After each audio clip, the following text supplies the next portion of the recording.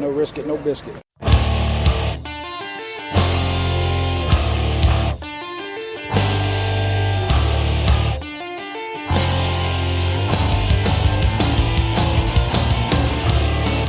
Arizona Cardinals fans, do you see red? Are you part of the Red Sea?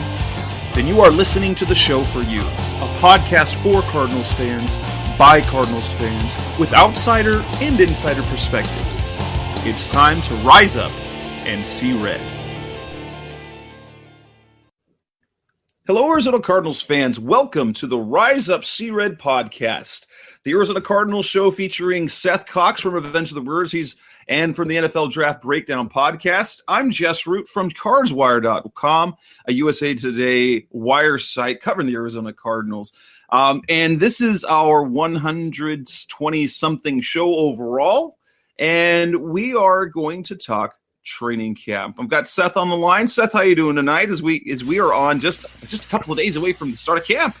Yeah, it's going to be exciting. I'm doing great. Busy season is about to start for you and I, which is, good and bad.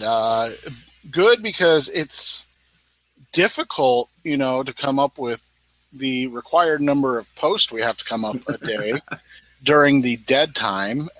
Bad because now for the next, let's hope through February, it's going to be a lot. Drinking out of fire hydrant is what we're doing. We're drinking out of fire hydrant, trying to keep up with everything that's coming around. So, again, that's Seth Cox from RevengeOfTheBirds.com and the NFL Draft Breakdown podcast. I myself am from CardsWire.com. And the show, this episode of the Rise Up See Red podcast is brought to you by Fan Essentials. If you would like to get all your Cardinals gear or any NFL team merchandise delivered straight to your doorstep, check out fanessentials.net. All you do is pick your favorite sports team, and every month you get your team's gear shipped right to your door. They find the sports gear so you don't have to, and each fan box comes packed full with some amazing gear. It makes for an amazing gift for any sports fan. Prices start at just $34.99, so visit fanessentials.net. Now, for listeners of the show, use the promo code CRED when you go to check out, and you get 30% off your first month. So visit fanessentials.net to get all the essentials you need. And we also have the offer still out there. In fact, I'd like to give a shout-out to Tim from Twitter, the Twitter handle CardsFan37, who is this week's winner. He gets a free month of Fan Essentials. It's him. If you listen to the show a little bit later, I will get a hold of you and let you know the code that you need to use for that. But the idea is still the same. We're going to put it out there again. I'm going to give away a free month of Fan Essentials every week. And the next one is, again, tweet the show Twitter account, Rise Up See Red, or post it to the Facebook page, Rise Up See Red as well, with a photo of your best Cardinals gear. And the best one of the week will get that free month of Fan Essentials. We'll go ahead and get started tonight. Tonight's show, recording on Tuesday night, as camp's going to start. Well, the rookies have already reported. The veterans report in a couple of days, and the first practice will be Friday. We're going to talk mainly about training camp, but there are a couple of things that have happened over the past couple of days. One, notably, Darnell Dockett, number 90, signed with the Cardinals on a ceremonial one day contract and announced his retirement. They had a press conference in his honor, honored him and his career. Some good stuff. So we're going to talk a little bit about that, and whether or not we think he should be into the Ring of Honor at some point. And then on Tuesday, the Cardinals announced that there were 4 players who will start training camp on the physically unable to perform list. We'll talk about the ramifications of that, and if there's anything that we can glean from that. And then we're going to talk about the defensive side of the ball. We talked offense last week. We're going to talk defense and preview training camp, the position battles, the bubble players, what are we excited to see. And I think this is going to be much more interesting because there's a lot more unknown. So let's go ahead and get started. And let's talk first about Darnell Dockett. Now, when we got the announcement of Darnell's, going to retire, was this something that you anticipated, that he would come back on one of those Adrian Wilson type contracts and retire a member of the Cardinals? It was weird because he left in a weird, kind of huff situation where nobody was really sure what his relationship was with the Cardinals still. So I think it just shows what the Cardinals organization is right now and what players think of it, as opposed to, it's kind of nice that it happened at the same time so we can juxtapose what is happening. But you look at the Suns and Amari Stoudemire, and, if you were to ask who was a more influential and, bigger star and all of that, I think everybody would say Amari. I mean, those Suns teams are transcendent within Arizona sports history, and the Cardinals team had a nice 2-year run.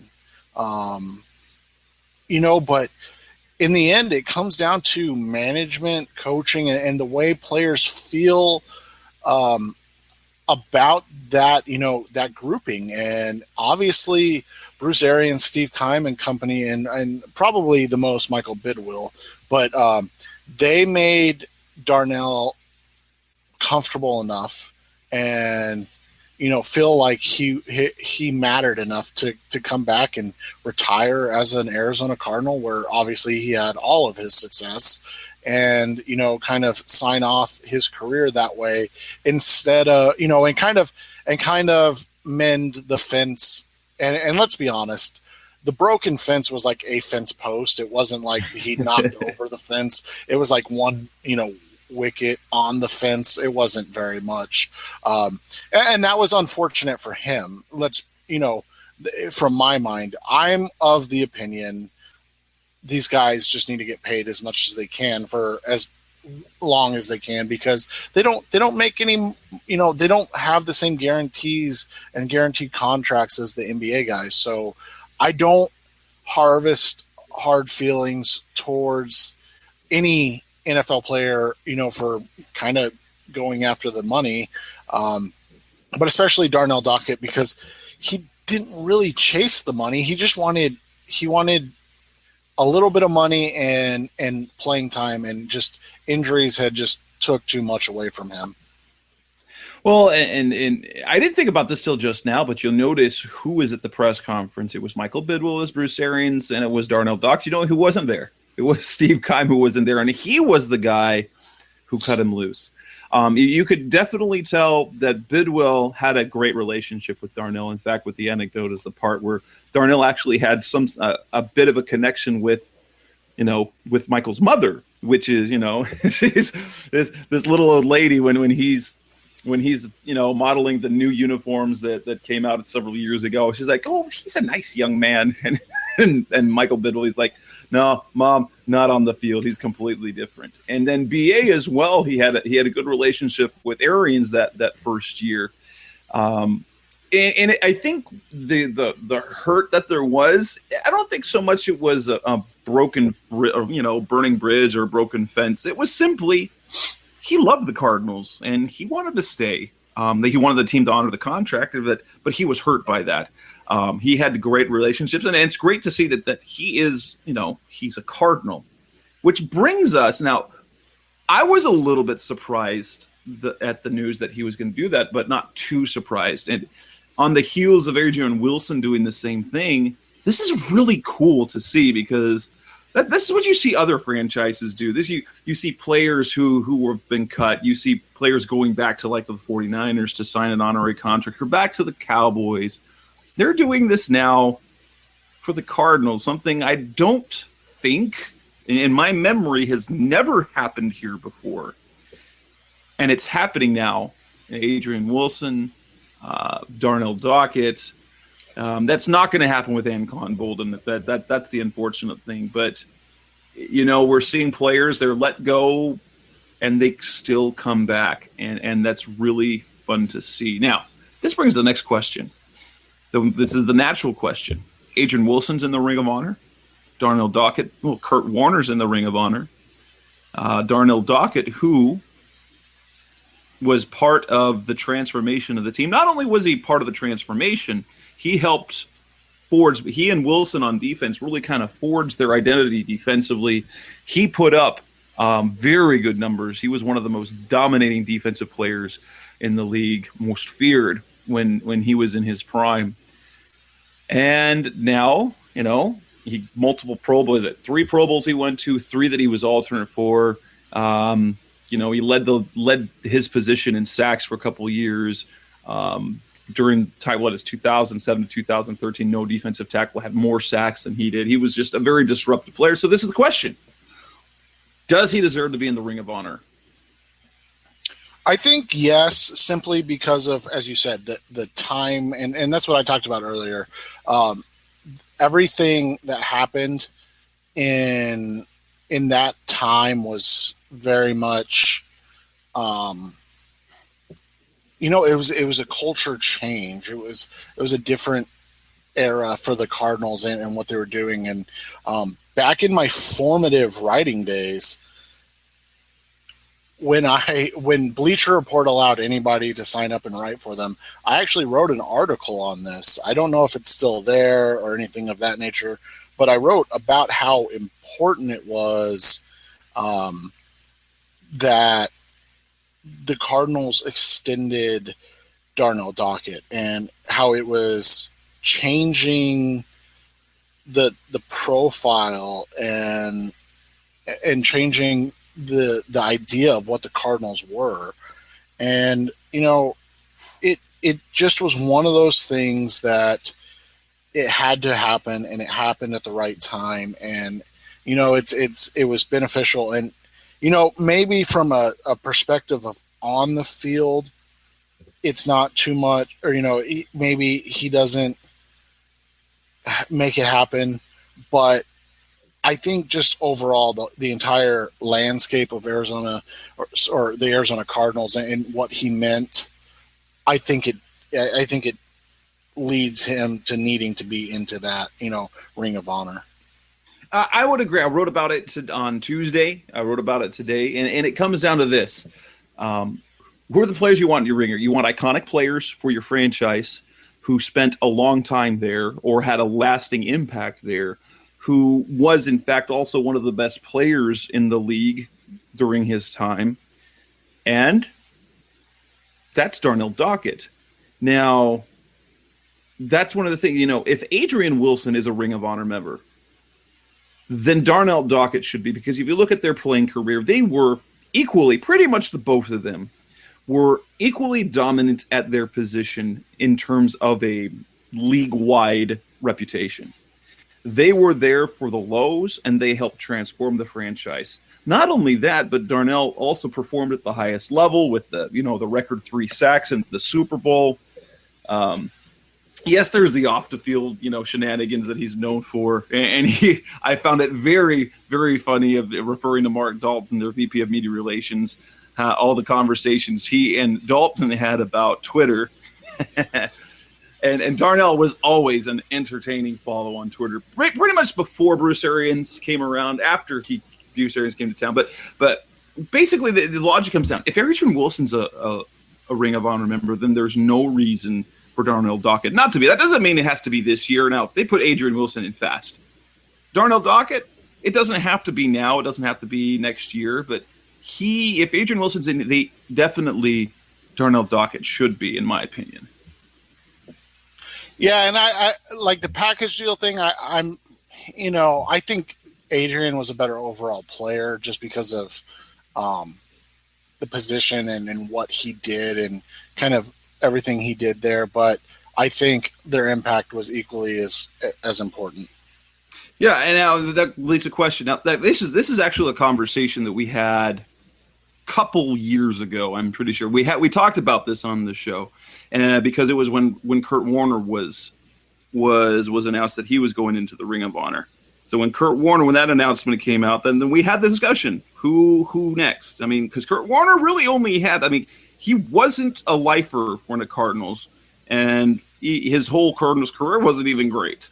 And the crazy thing is, and I didn't even remember this, but he was with the Cardinals for 5 seasons. I mean, he was with the Cardinals for a long time. It's not like he was just with the Cardinals for 3 seasons, like we all remember. He was with them for 5 seasons, and the first 2 he couldn't, Yeah, he bounced between. He wasn't the starter the whole time, so he was behind Josh McCown. He was behind Matt. He got benched for Matt Leinart, and then the next season, in 07, that sort of the Ken Wisenhunt kind of changed things and really sort of put him back on the pedestal. So yeah, Kurt Warner, I can understand. He was iconic. He best quarterback the Cardinals had ever had, and that took them to the Super Bowl. So I understand that. It makes perfect sense. But like that group of people, and on the radio, Burns and Gamble is saying there's really kind of 5 players from that era that need to be in the Ring of Honor, and that's Warner, and that's Dockett, it's Adrian Wilson, it's Anquan Boldin, it's Larry Fitzgerald. Well, there's no question. The second Larry Fitzgerald retires, he's going to be put in the Ring of Honor. He's going to be a Hall of Famer. Anquan Boldin's an interesting one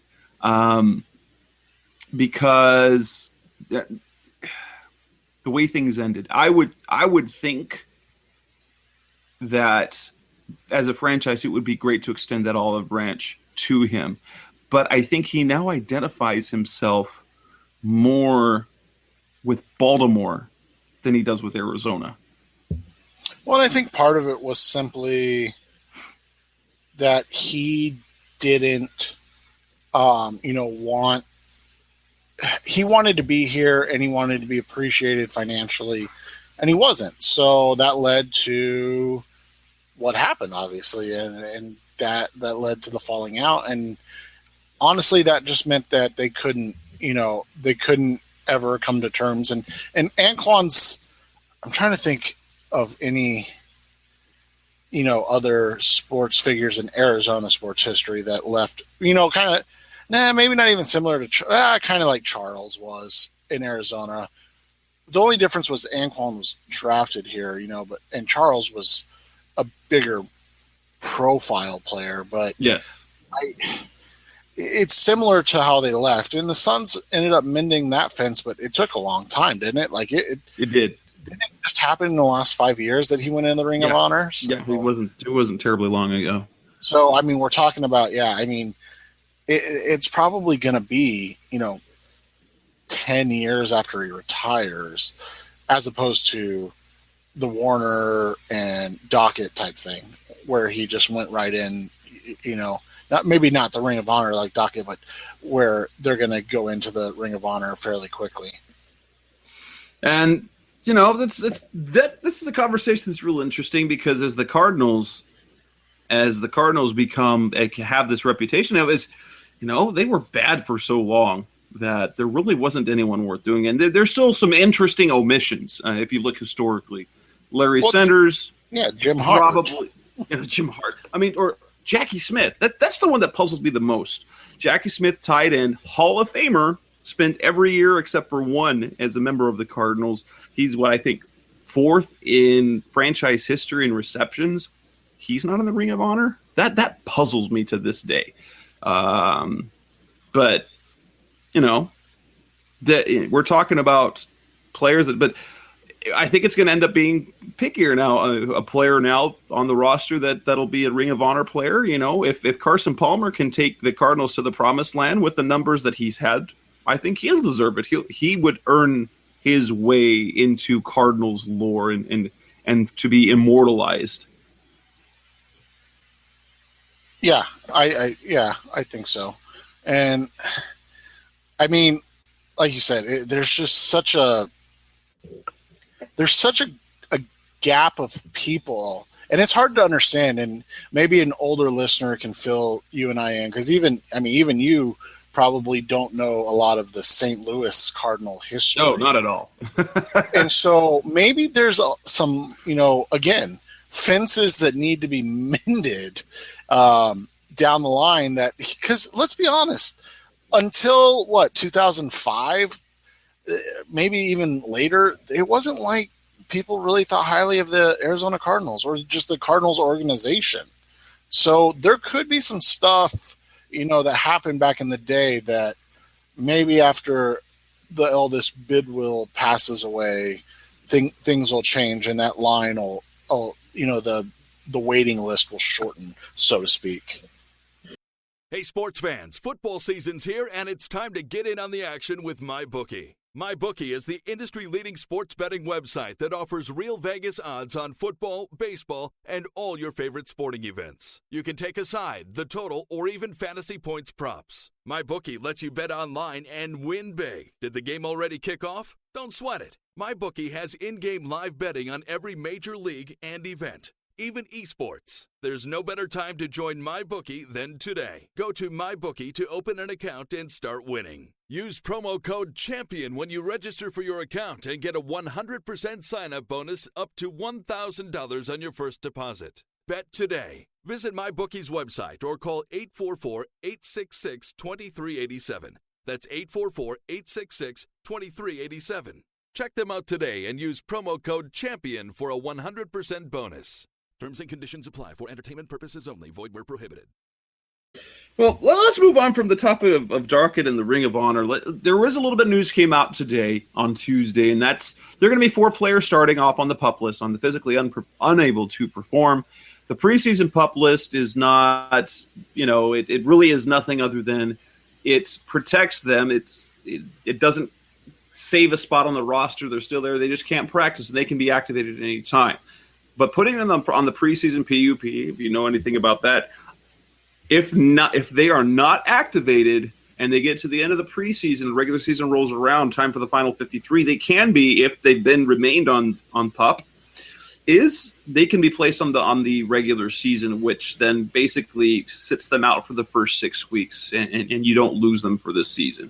But 4 players end up on that list. Tyrann Mathieu, Justin Bethel, Frostee, Rucker, and Zack Wagenmann. In terms of that, for me, there was one surprise. And that was Bethel. Were you surprised by any of those? Yeah, I mean, I think Bethel's surprising because all we've heard is that he's going to be the number 2 corner, and then he's not even ready for the start of training camp. When he wasn't exactly great, in his time before or in the playoffs, and so other than that, we knew about Rucker. He didn't mention Bethel being Steve Keim when he talked about guys on the PUP. Did he? When he threw out the first pitch at the Arizona Diamondbacks game, or maybe he did, and I'm just not remembering correctly. I didn't catch where he said anyone by name. They said 3 or 4 guys. I speculate maybe Bethel, but what's interesting on this is, even early on, the talk was both he and Peterson were supposed to be ready for training camp, and maybe it's just almost there. Maybe it's just a couple of days or something. But now the signing of Mike Jacobson suddenly makes a lot more sense. Now, that makes a lot more sense in the fact that they're still looking at, Chris Culliver. It makes sense that maybe he's had some setbacks, or maybe he hasn't healed like they thought they were.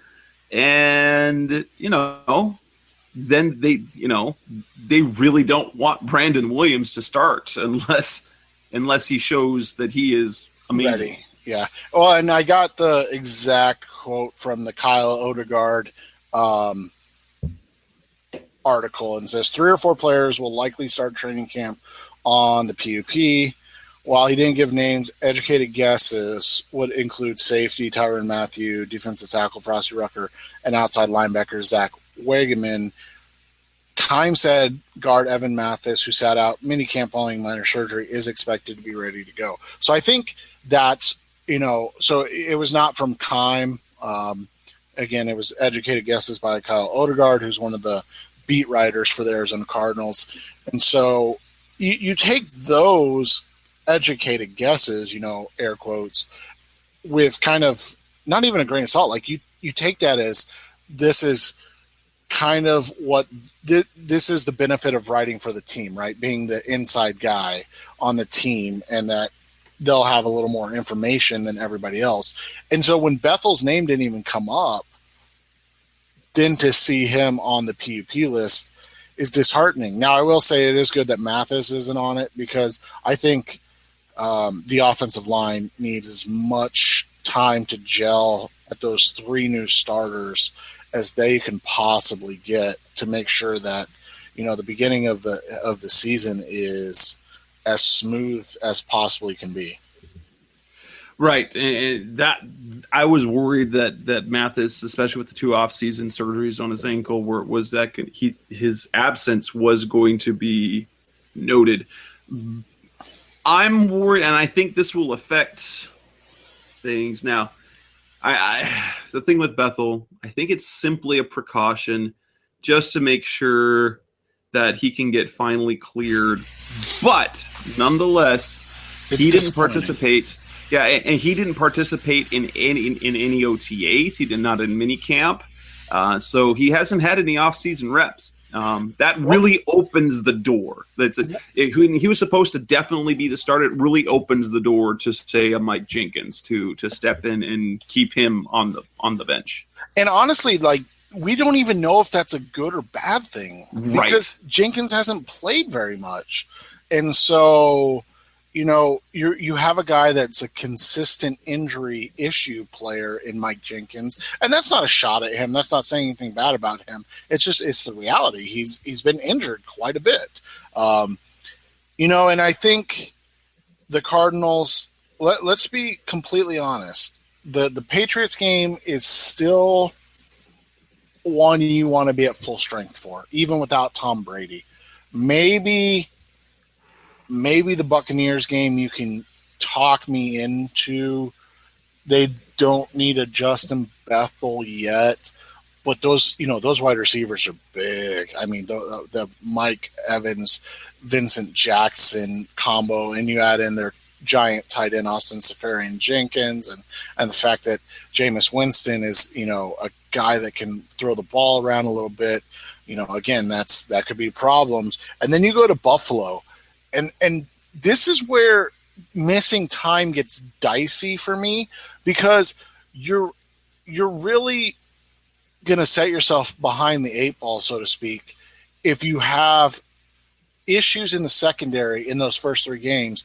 Like I said, you can convince me that they'll be okay in the New England game, and you can convince me that they might be okay in the Tampa Bay game. But you don't want to go in there with 31-year-old habitually injured Mike Jenkins, or maybe worse, Brandon Williams and Harlan Miller as your 2 and 3 corners. And that's where this Bethel injury and on the PUP actually comes into play, and is kind of disheartening, because you want that battle, and we'll get to this shortly, but you want that battle to start at 3. You don't want that battle to be starting at 2. You don't want 2 unknowns out there with Patrick Peterson, because I can guarantee you Patrick Peterson will then see 4 targets in the first 3 games, and those other guys are going to see 150 targets in those first 3 games. And that's just not what you want. It's going to happen anyways because it's Patrick Peterson, but you can't convince me that Justin Bethel is not the better option for that. Right. And with Brandon Williams, as much as they talk about the potential he has, he's going to be a very up and down. He's going to be a highlight film or burnt toast. That's kind of the feeling that I get, because he's going to get thrown at. He's good at press coverage, but if he has to read routes and play off and do anything other than say you cover him, that's it. It's going to be a struggle. But that's how he was at Texas A&M. So it's not even like you didn't know what you were getting from him. Right. You have to live with it for the first 1 to 2 to maybe even 3 years. I mean, we're talking about a Justin Bethel type jump in terms of the fact that he basically played the equivalent of like 7 college games at defensive back. When you look at his snaps played, because I think it was 500 and something. So he basically played the equivalent of 6 or 7 full college games at cornerback. We're not, even though it's in the SEC, it's a D1 program, it's a big time program. It's still a massive jump. And if he's good this year, if he's consistently average this year, then that's awesome because he's only got, one way to go, and that's up. But if he's exactly what we all expect him to be, and that's inconsistent, it's going to be a smorgasbord of penalty flags. Yeah, it's going to be a long, however much time he has to spend as the number whatever corner, 2 or 3. And so that's why I think this is slightly disappointing. All right, well, let's actually start talking about the training camps. Let's talk about the defensive side of the ball. So we got next on Revenge of the Birds. Next on Rise Up Sea Red, we're gonna actually get into the defensive side of the ball, talk about the position battles we're looking at, what we're excited about, bubble players, surprises that we might see.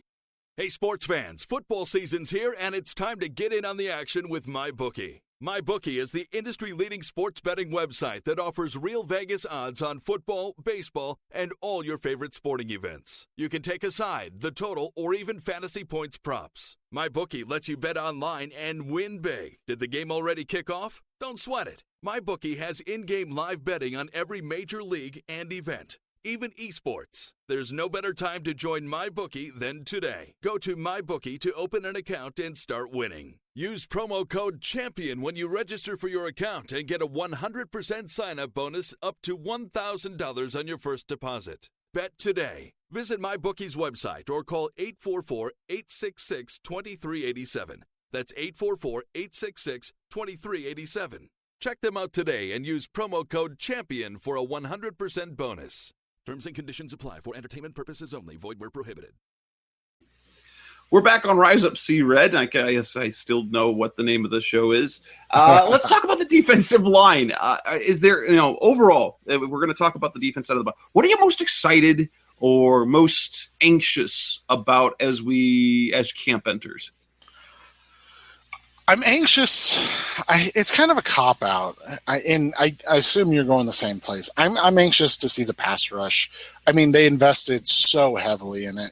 And the next person that quotes the number of sacks Robert Kimdiche had in his career at Ole Miss, I'm just gonna block you on Twitter. So don't do it.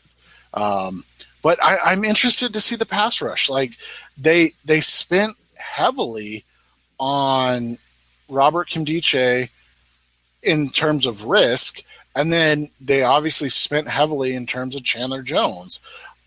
What do you get out of that? Does that improve Marcus Golden from being a almost 8-sack player to an 8-sack player? Does that create Robert Kimdiche as being a 5-6 sack player? Does that create to Ken Jones put up double-digit sacks again? And then obviously, what does Calais Campbell have left in the tank?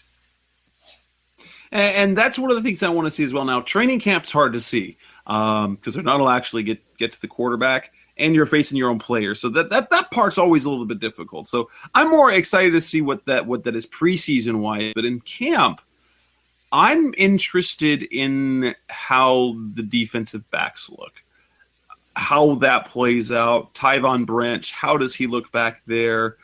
Tyrann Mathieu, when does he get back? Who's going to be in Justin Bethel's spot? Is it going to be Jenkins? Is it going to be Sean Prater, Asa Jackson? Is it going to be Chris Culliver? Or is it going to be Brandon Williams?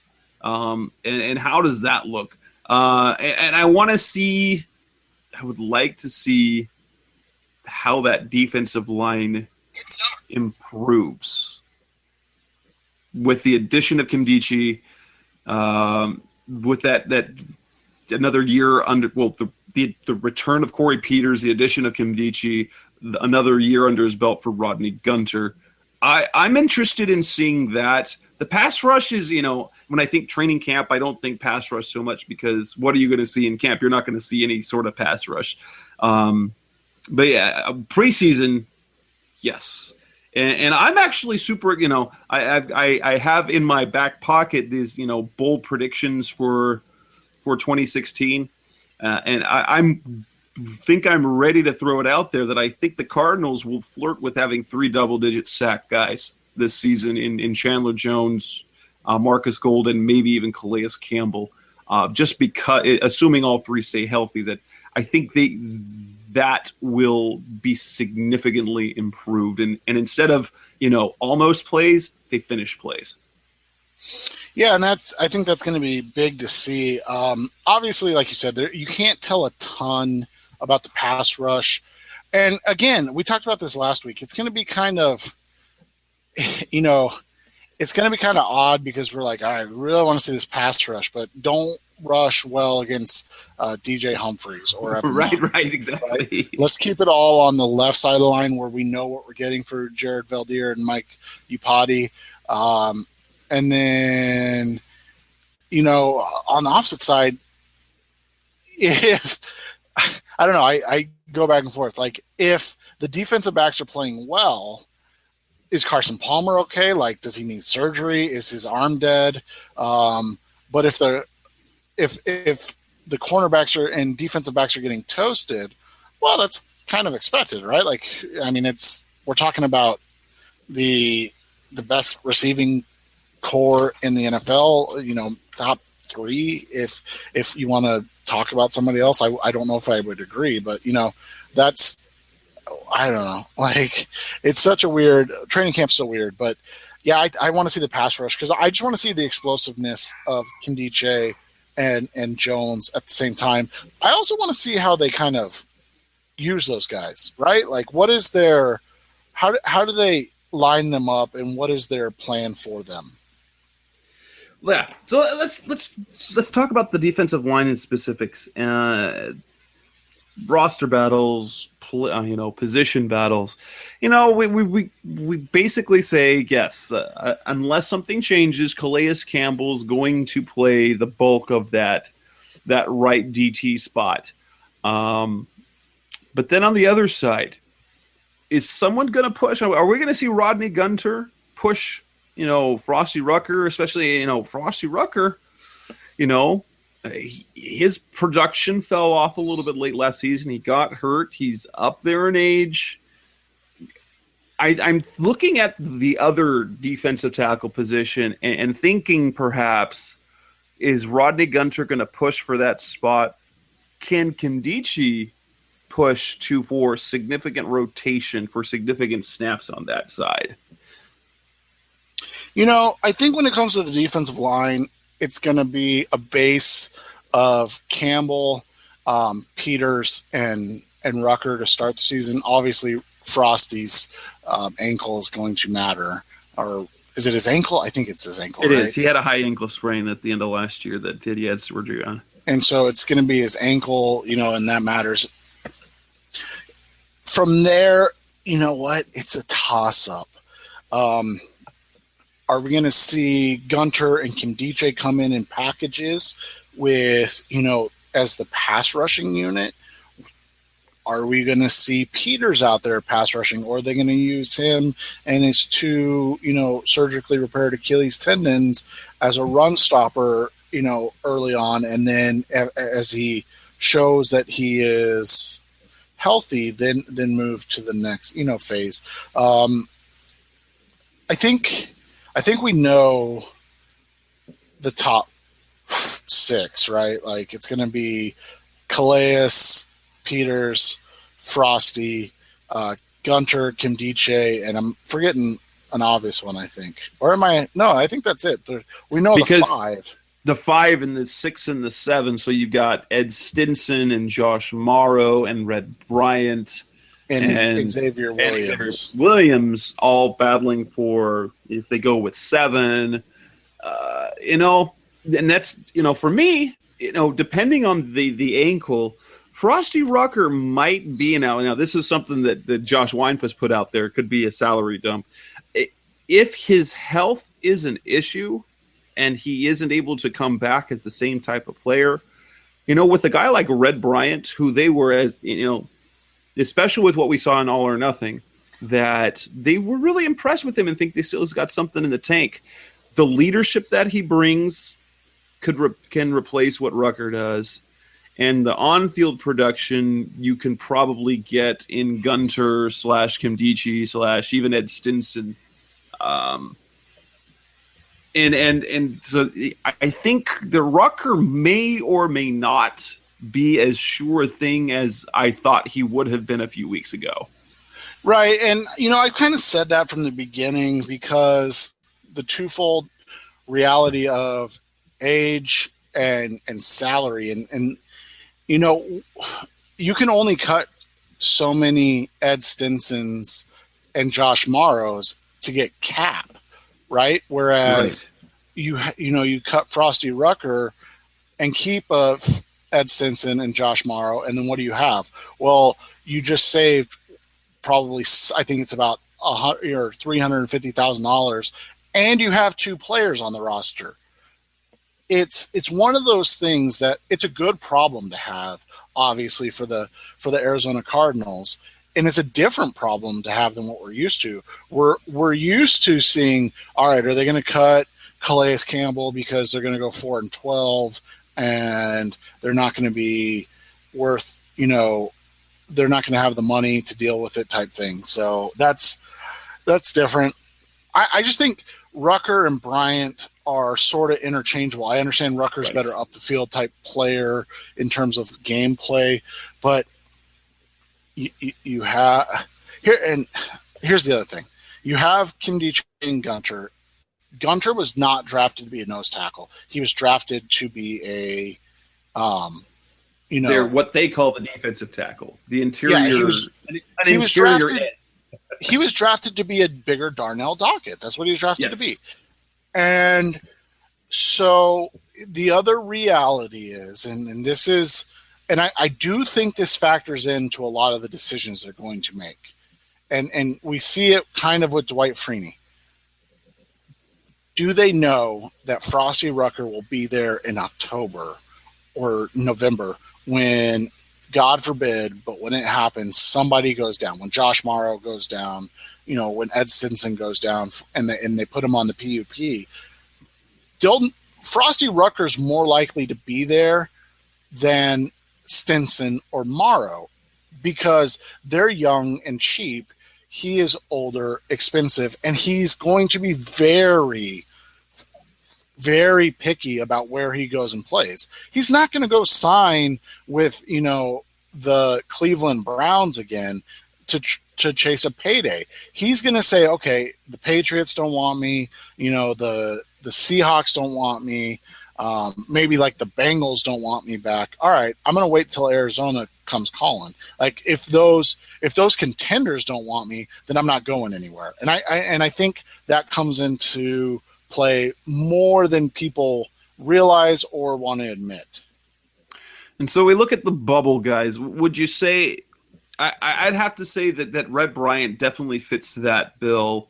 Ed Stinson fits that bill. And Josh Morrow, because they really don't have any necessarily. They have very little in the way of camp bodies on the defensive line. They have a couple guys. You've got Olsen Pierre. I don't know what he has to offer, but pretty much the guys that they had on the roster last year. Bryant, Morrow, Xavier Williams, and Ed Stinson. I would qualify them as all bubble players because all of them are talented enough to play in the NFL, but somebody or a couple of players who can play in the league are going to end up off this roster. Right. And, this is one of those things that people just don't get. And it's the reality of the NFL and stuff like that. But what is Ed Stinson's commodity? What is he as a commodity?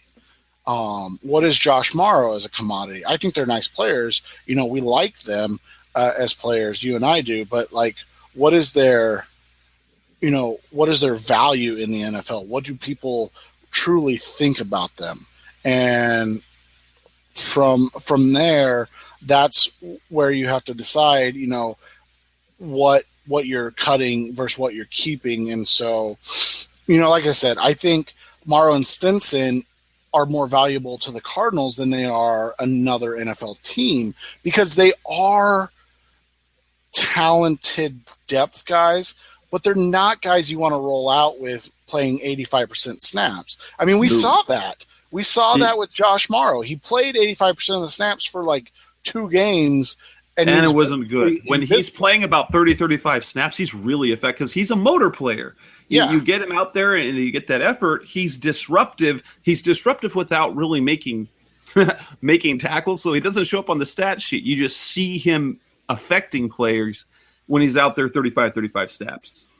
Exactly. And so I think that's what the reality is. So, Stinson have more importance to the Cardinals because they're cheap depth, whereas Rucker is probably a more valuable NFL commodity, but he's like, I'm 33. I don't want to be, chasing anything.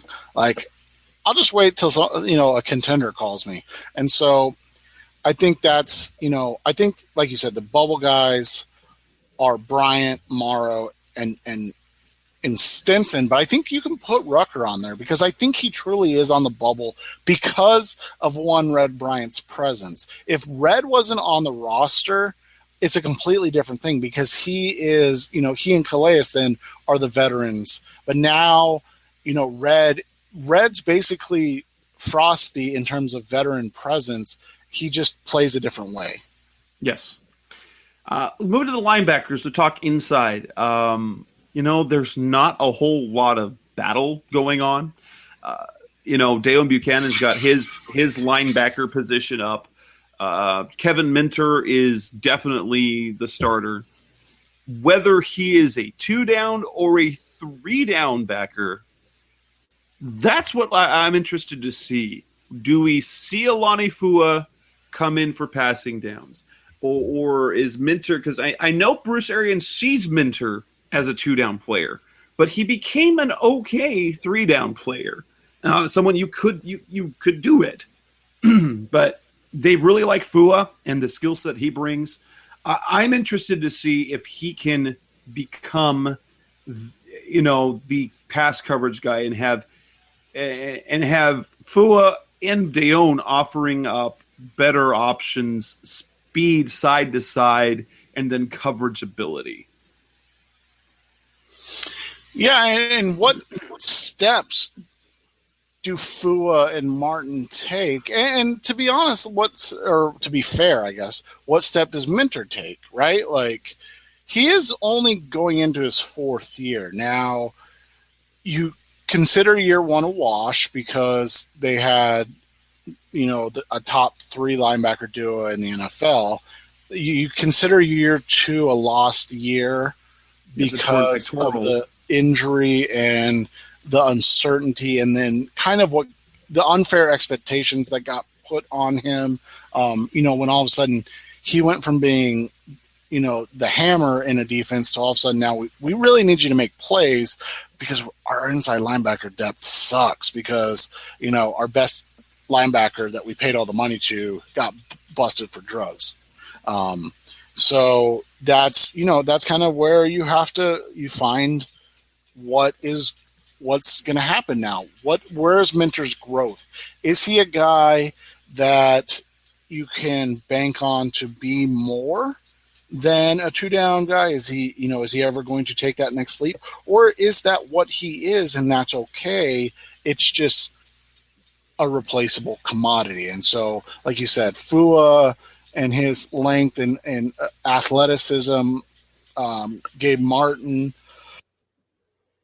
and his ability in space versus Minter and kind of being that run-down linebacker, and what more does he give the team? Something to kind of look at now. I've always looked at pretty much the whole offseason as, okay, you're going to have Buchanan, you're going to have Minter, you're going to have Fua, and probably Gabe Martin. There might be a little battle there for the Gabe Martin position, but it might not even be that certain because the guy that they've had playing behind Buchanan isn't a linebacker. It's another safety in Chris Clemens. Now, he's had a little bit, there's some potential legal problems swirling around him, but maybe that's the way they end up going, and I want to see how they play behind Buchanan. Do they go with, the dollar backer type guy, or do they try and do a more traditional type pairing of linebackers if Buchanan's not in there for the second team. If they go with Clemens or if they try to line up, if they try and line up Lamar Lewis or Gabe Martin in that position. Yeah, it is going to be interesting to see what they do because they have different type players now. Like you said, obviously Dayon Buchanan, they're just going to hope he never comes off the field. That's basically all he is now, is a linebacker. Call him whatever you want, but he's a linebacker. And then then like you said, you have all these chess pieces, but are any of them, kind of like, are they all pawns, or do different things but are basically the same player and you can only put them in situations? Or is there a guy that can, develop into more? Lewis he's small, isn't he? Like 200. I mean, he's like Dayon Buchanan size, yes, but he's not the athlete Dayon was. Not quite, no. He's got some speed, but not the same kind of speed. So, I mean, that, it's a fair question. I don't know. The linebackers are so difficult because I still feel like there's no talent in the inside linebacker position. Like, Dayon Buchanan's a great player. And then everybody else, I have to talk myself into. And so Kevin Mentor, he's fine. I mean, he is. He's a replaceable commodity, but he's a starter in the NFL. He's just a replaceable starter. Like, you could take one of 15 guys and put him in there, and you're going to get the that are starters. Let me say. Well, yeah, that's kind of like how that inside or middle linebacker position is across the league. You've got a few really elite guys.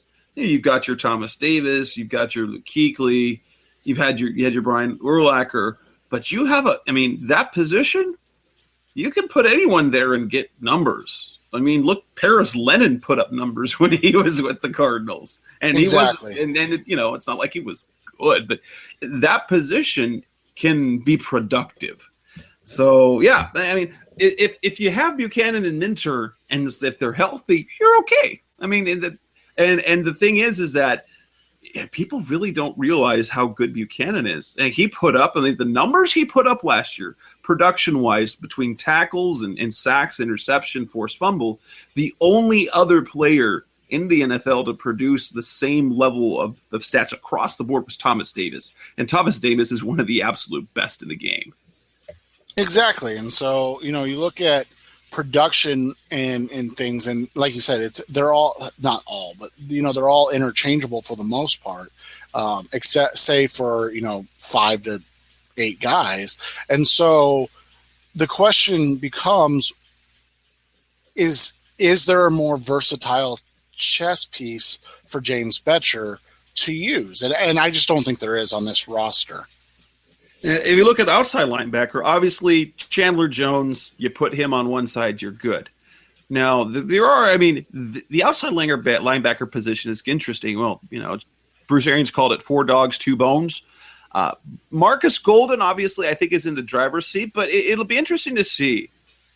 Does Alex Okafor look more like the 2014 Alex Okafor, who had, if he's 2014 Alex Okafor, that's a really good pairing. But even so, you have a 3-man rotation of Jones, Golden, and Okafor. You feel pretty good about that. Now, the question is behind them. What does Kareem Martin do with his development? Is Shaq Riddick anything at all other than an athlete? And this guy out of the CFL, Tristan Okpalago, do they do anything? And so there's going to be some interesting battles there. One for the playing time at the number 2 spots. Okafor, can he get back in good graces with the coaching staff? And, between Martin and Riddick, I think it very well could come down to one or the other on this roster. Yeah, and that's something I've written about. I could see them cutting Alex Okafor eventually and keeping Martin and Riddick, because of the incident, the unspoken incident, but it comes down to the fact that they're going to keep who they think they're going to get the most out of, right? Like, so who do they feel like is going to give them the most? And honestly, I don't know, and I can say that with confidence. I don't know, because past Jones and Golden, you have a lot of questions. You have more questions than answers. I want to see Okpalagu because it's just a different game, and so don't tell me anything about what he did in Canada. Just let me see what he does in the NFL, and then we can make a decision on him. What is Kareem Martin? Has he figured out how to use his athleticism, or is he still just a guy? And in that case, then do you replace his athleticism with Shaq Riddick's and let him have another year to develop, like you have Martin, so to speak? So those are the questions I think at the onside linebacker. And honestly, I have zero opinion because we haven't seen enough out of Riddick and Martin, and obviously Okpalagu. I'm not even going to talk about Wagenmann because he's just injured. Yeah, your comment to me was as soon as he's healthy, get rid of him. So before he can pick up a spot on the injured reserve, you have to pay him. Well, that and you don't want to get teased by him and then waste a roster spot because you gave him a spot and then he gets injured again. So right, and so that's why the only thing I know is that Alex Okafor is a nice player. He's not good. He's not great. He's not a 10 sack a year guy like people thought he was going to be. He's a nice player. Outside of that, I don't know anything else. At cornerback, we know Patrick Peterson, but then there's a lot of uncertainty after Patrick Peterson. Does Mike Jenkins make the roster? Does Justin Bethel start? What do we get out of Brandon Williams? Do we have anything behind them? And so that whole side of the field, that's a fun watch. That's something to watch every day. That's when we start tracking, okay, who gave up which catches, and when Justin Bethel gets back on the field, what highlight plays happen. So that other side of the field, that's incredibly intriguing. And you don't know what's going to happen. We don't know what Brandon Williams can do year one. We don't know who else is going to step up. We don't even know who all is going to be on the roster during training camp for all we know. No, that's the weirdest thing, right? Is we don't even know what this is going to consist of. Who is going to be on the roster? And so right now, obviously you're going to have you're going to have Peterson and Bethel, and then the inside one I'm not even worried about because it's either going to be Tyrann Mathieu when he's healthy, or two, it's going to be Tyvon Branch. That's where I've seen them when he's healthy. And when he's healthy. So I hope that that they're not both hurt at the same time. Because if that happens, well, then there's some other questions. Who do they put in the slot? Do they have to look at one of the other corners? Like Marquis Christian, they like his versatility. They haven't played him in the slot. They've been playing him back deep. Yeah, he's listed at strong free safety right now. I think that's going to be the question. So Peterson's on the team. Bethel's on the team. Brandon Williams is on the team. I mean, he's really going to have to just screw some stuff up to not. He's supposed to be a dynamic special teams player, so he's supposed to be, Justin Bethel, and that, in some ways, the special teams side is going to be kind of fun because one, you've already got a 3-time special teamer in Bethel. You've got Brandon Williams, highly touted as a special teams player. Marquis Christian, who's ready to knock some heads off as a special teams player, and already said that he wants to lead the team in special teams tackles, which would be quite the thing to do since Justin Bethel had twice he led the team and had twice as many as the next guy on the list last year. Exactly. The question really becomes, so if we say we know the, 6, Peterson, Bethel, Williams, Branch, Mathieu, and Jefferson, the 6, the question becomes, are they keeping – they keep usually 9, right? 9 or 10, yeah. So who are the next 3 to 4? Well, and then you also have to include, because the way it usually number on the roster, Buchanan's also included in that. Sure. Okay, yeah. So from there you have DJ Swearinger. Is he, because he's kind of listed as the starter right now, isn't he? Yeah, he's strong safety. And then it's been he and Jefferson in base, with Branch coming in as the nickel. Isn't Tyrann starting at corner though right now? Opposite Peterson? They had Brandon Williams playing that spot in minicamp. Okay, so I guess we'll see day one how they do that. But, so you have... But that's another thing. They could go with Branch on the outside if they felt they needed to as well. And so, but those are... We all know those players. So then you're talking about Clemens. What do they do with him? Is he going to make the roster? Is he going to even be on the roster? Like you said, day one. Sean Prater, again, a journeyman cornerback. Cariel Brooks, a guy that they obviously like because they've kept him around for so long. Asa Jackson and Mike Jenkins, again, 2 vets. You got Marquis, safety, the rookie. And Harlan Miller as well. And Harlan Miller. And then you have Eli Buka, who they've raved about. And so, I mean, and then is a guy like Darrell Eskridge or Matthias Farley going to, do enough to make this roster and bump out a DJ Swearinger or a Chris Clemens? I think going in, you're probably right. The defensive backs are the most interesting part to watch, but that's because there's no known outside of Peterson. We don't know anything about when Matthew's going to be back. We don't know anything about when Bethel's going to be back. So Peterson and Jefferson, but literally everybody else, we have no idea. It's kind of like the backup positions at outside linebacker. We have no idea.